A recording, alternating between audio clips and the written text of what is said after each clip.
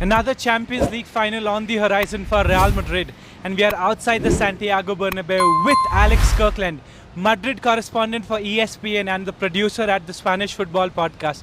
Welcome to Let's Be Real, Alex. Hey man, that's good to be here. I'm glad to have you. The very fact that, first of all, thank you for doing this. That's my pleasure. And we are outside the Bernabeu, another Champions League final. What would you want to highlight with respect to Real Madrid's season so far going up to the Champions League final?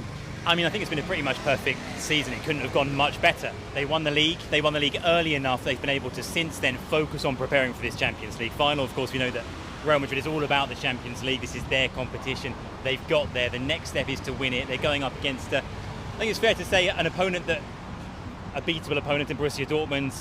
Dortmund, the underdogs, Madrid, the heavy favourites. It's been a very, very good season. It's hard to think of too many negatives, especially when you can think about the obstacles Madrid have had to overcome. Because of course, normally you'd think about injury to Thibaut Courtois, injury to Militao, injury to David Alaba. Those are negatives, really. You're losing big players from the team. But why I say there have been no negatives is the way they've overcome that. They've dealt with it. Courtois was out for pretty much the whole season. Lunin comes in and is exceptional. Militao misses most of the season. Rudiger steps up, becomes probably the best defender in Spain. Alaba hasn't been missed that much. So they've turned those negatives in a way into positives, and yeah, so far so good. The next step of course comes at Wembley. Definitely, and like you said, they converted all the negatives into the positives, and the very fact that how much of a role does Carlo Ancelotti have to play in that?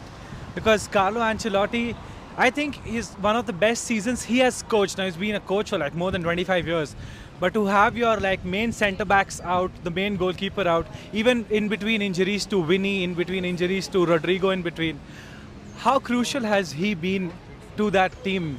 Yeah, I mean, he's the main man, isn't he? And he's one of the few who you can see making this kind of thing work. He's the master in terms of man management. I think sometimes he gets a little bit annoyed about being almost kind of reduced to only man management, and he wants to make, I'm a coach too, and the tactics are also important, of course they are, but the way that he's managed his squad in terms of keeping everyone happy, making sure everyone gets minutes, players that earlier on in the season you might have thought, are they unhappy with their limited roles? Someone like Brahim Diaz ended up being really important in the second half of the season. Someone like Arda Güler, who wasn't happy, we know with his role, ends up having the best kind of goal-scoring ratio in La Liga in terms of a limited contribution, but an important one. You can go through the squad and look at lots of examples. Someone like Joselu, who has kind of accepted his role and done it pretty much as well as could have been expected, including scoring those 2 goals against Bayern in the Champions League semi-finals. So Ancelotti has done this incredibly well. He is pretty much unmatched in his records as a manager, especially in the Champions League. I think he's pretty much the perfect manager for Real Madrid as well. He's talked about the way that he's used his younger staff, including his son David, to kind of rejuvenate him and give him kind of the energy and the motivation when sometimes, as an older guy, he doesn't quite have it. Yeah, I know that. Exactly. So I think he's handled it fantastically well. He's one of the most popular coaches in Real Madrid history, one of the best, most successful coaches in Real Madrid history. Definitely, and the very fact that he's coached Real Madrid for 5 seasons. Out of 5 seasons, 3 times he have taken them to the final, 2 times they lost in the semi-final. So the minimum in the Champions League. And talking about the entire season, now the season when it started, Jude Bellingham came in as a 20-year-old, I would say number 8, could play number 6, could play number 10. And then Karim Benzema had already left. And Carlo Ancelotti decides, okay, wait a minute. We have a 20-year-old who could play somewhere between the lines as a false number 9, sometimes even on the wing, and unlocked a goal-scoring prowess in the English midfielder. And how has that debut season been for Jude Bellingham till now? It's been a surprise to everybody, including Jude Bellingham. I was listening to him talk at Real Madrid's pre-Champions League final media day yesterday, in fact, and Bellingham was asked about this. And he said, I didn't expect it. He said, I didn't think I could play this role. I didn't think I could score this many goals. I've surprised even myself. But he sort of jokingly said this, Carlo Ancelotti, it looks like he knows what he's doing. So even Bellingham didn't think he could do this, didn't think he could score this many goals, contribute in such an offensive way to the team. Ancelotti saw it. Ancelotti and his staff saw this in him, saw he had this ability to get into the box, what they call llegada here in Spain, that ability to arrive literally in the box. So yeah, no one expected it, but he's done it, and it's ended up being one of the most impressive debut seasons that anyone can remember. Of course, the first half of the season was more eye-catching than the second half because of the numbers in terms of the goal scoring. Of course, that was always going to drop off. and it did. Part of that was about injury, part of that was about a changing role in the team, being a bit more of a team player. Bellingham's talked about this as well, having to sacrifice a bit of that attacking part of his game to do a bit more kind of work off the ball and stuff like that. His role has changed as well because the team's formation has changed over the course of the season. As you know, they sort of started off with this midfield diamond. It then became more of kind of a flat four or a front three, and so he's had to get used to these different roles. But he's done that incredibly well. He's so mature. He's so, for a player of his age, he understands all of these kind of tactical concepts and where he has to be on the pitch incredibly well. Just such an impressive guy. And the fact that he's so young, and there's so much more to come from him as well. That's what, like, what's more to come is all what Real Madrid fans are like looking forward to, because if he can do this in his first season, I don't know what he could do it for the next 10 years. Yeah, the future is bright, absolutely. Of course, there are some big challenges ahead, especially how he adapts, how the team adapts to something like the arrival of Mbappe next season, because will that change Bellingham's role? Will he still be playing this attacking role? Will he have to drop back into more like a number 8 or a number 6, as you mentioned? He's done that before at Dortmund. That remains to be seen. But yeah, the early signs are very, very good. Definitely. Moving on from Jude Bellingham to another special player now, Vini Jr. When he came in, young boy, a lot of people had a lot of doubts.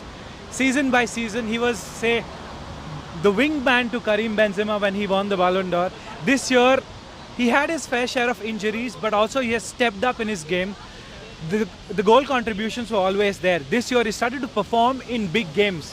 And like he was crucial against a City, Bayern Munich. Do you think now slowly he has made this Real Madrid team his team? Now, you know, from Cristiano's team to Benzema's team, now to Vini's team.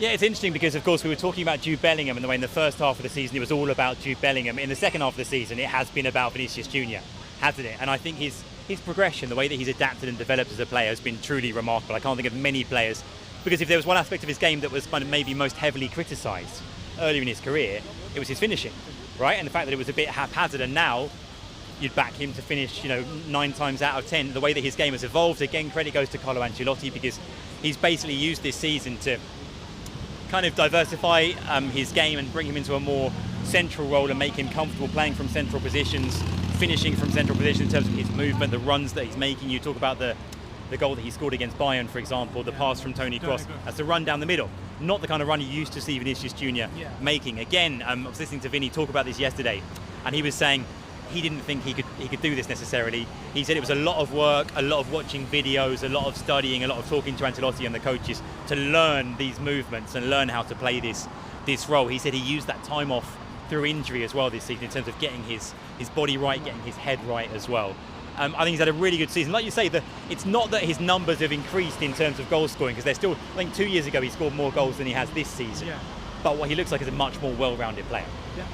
And initially when the season started, Carlo Ancelotti, I think in the initial press conferences, he said that Rodrigo knows how to make runs like a number 9. Yeah. Vini has to learn that.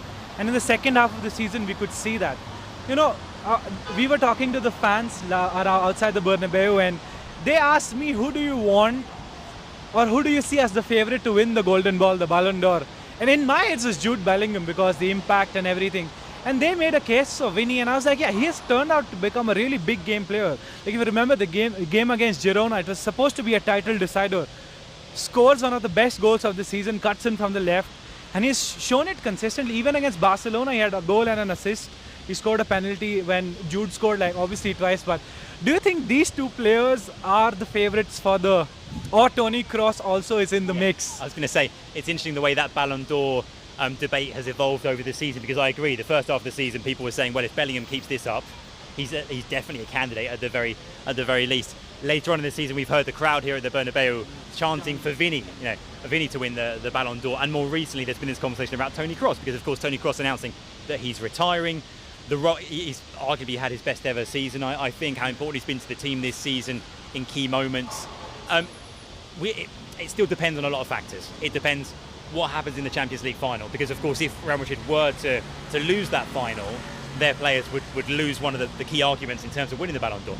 If Madrid win that final, as we think they probably will, that strengthens the case of Bellingham, Vinicius and Toni Kroos. Then it depends on what happens this summer in the Euros and in the Copa America. If Germany win the Euros in Germany with Kroos back in the team, That's a very strong argument you've got right there. But then if Vinicius stars for Brazil in the Copa America, the same. And if Bellingham does well for England in the Euros, the same.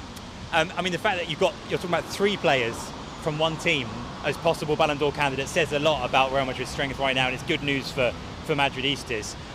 I mean, me being sentimental, I like the idea of Kroos. I loved it when Modric won the Balon d'Or a few years ago.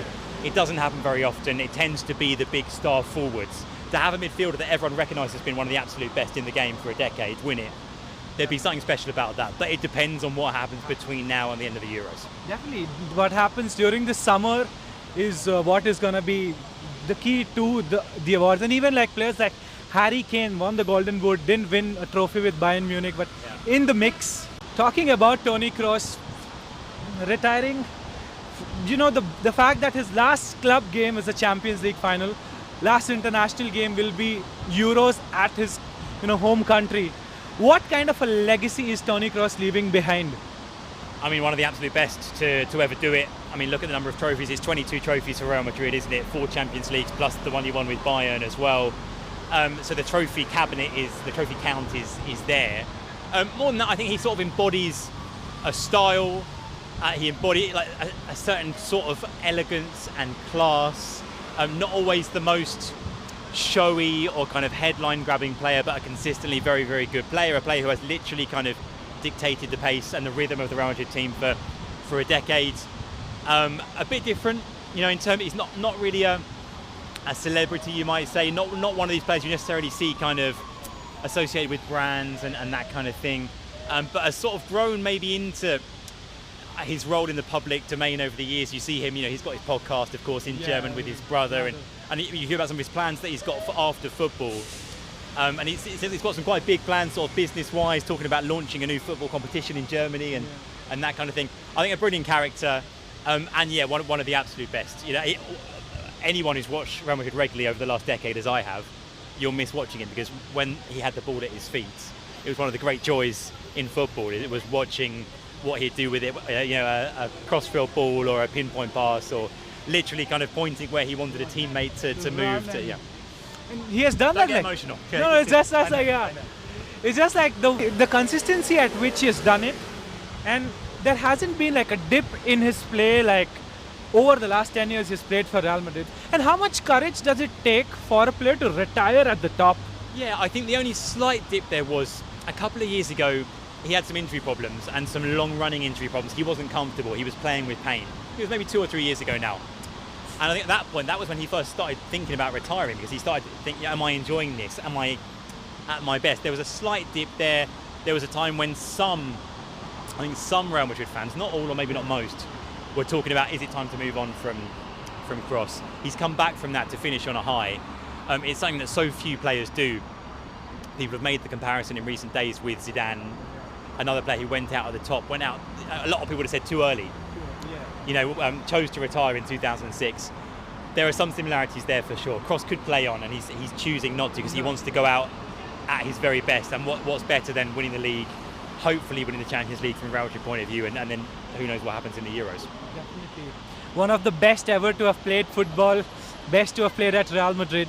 But talking about Real Madrid's season, the way Carlo Ancelotti has utilized the squad, even the squad players, and say Brahim or Joselu, they have given us key moments during the season. Brahim scored the goal that confirmed La Liga. Joselu had probably the dream performance against Bayern Munich, coming all the way from the Real Madrid academy, Castilla, and then going out on loan, playing here and there, coming back here to do this. There are a lot of stories in Real Madrid going towards this Champions League final. Yeah, as I say, it's been one of the great achievements of Carlo Ancelotti in terms of managing this squad. It's not easy, because it's one thing having that strength in depth, which Real Madrid have, and pretty much unrivaled squad depth. It's another thing being able to utilise it properly and keeping everyone happy. Now, has everyone been happy all the time? No, because Brahim wanted to play more earlier in the season and he wasn't. Arda Güler would have liked to play more and he hasn't. But they've dealt with it, and in the end, everyone I think has felt pretty satisfied with the role that they've played. Joselu's a great example of sort of the ultimate kind of team player or squad player who's lived an absolute dream in the end of this season. And like I say, been that sort of alternative plan B centre forward and done that job incredibly well. So yeah, it's been one of the great secrets of Real Madrid's success, without question. Like you say, you look at those key moments in the Champions League, look at what Joselu did against Bayern. Brahim, who I've been a little bit surprised by, because I knew he was a good player. I wasn't quite sure if he was Real Madrid quality. We've seen that he is now and offers something genuinely different. So all of those players have come good in key moments. That's arguably the biggest achievement, I think, of Ancelotti this season. Definitely, and I agree word to word with what Alex is saying.